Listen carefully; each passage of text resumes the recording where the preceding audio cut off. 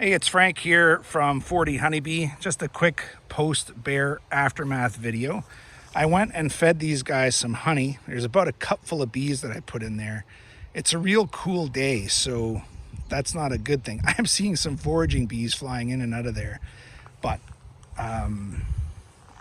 the bees that I put in there have not moved. They're in the exact same spot I dropped them, but they're still alive. Now I gave them some fresh honey that is my own bee honey, so they should accept that. This hive still seems pretty packed, so it may be that a lot of those bees ended up being accepted into this hive, but I'm not going to check on that hive. I'm not going to open either hive until the weather is warmer and I can do a proper full inspection. And here's my dilemma.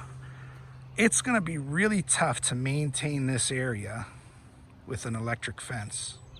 There's a couple of reasons. One, the proximity to this vegetation here, all that stuff is going to have to be cut back or cut down. You can see all the grass that's going to have to be held back. And I know you can cover the ground with ground cover cloth or planks of wood or whatever, but it's just going to be a lot of maintenance. Also, you got the road right here, and any kind of fence and any kind of future expansion, you're going to need room for other hives. So what the owner suggested, oh, look at that float plane.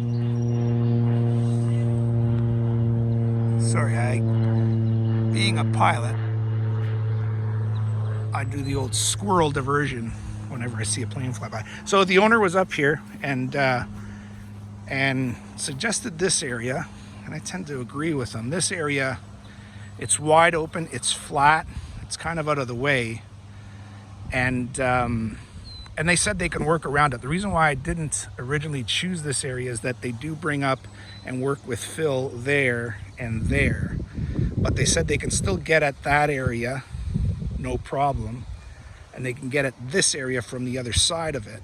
So I could set up, you know, an electric fenced apiary right over here. So I think that's what's in the cards, because the bear will be back. I know people suggested that, and I do have experience with bears, and I know that once they get a taste for this honey, they're going to come back. As far as the aftermath, you can see all the dead bees.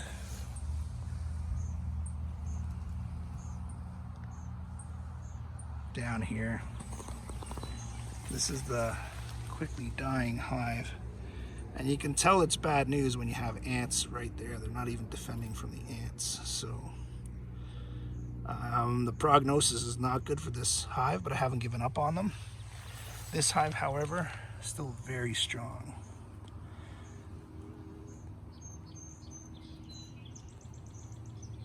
And we'll just have to see if in fact the bees from this hive moved into that hive, then make a decision on where we go from there. So thanks for joining me. I'll keep you informed at 40 Honeybee.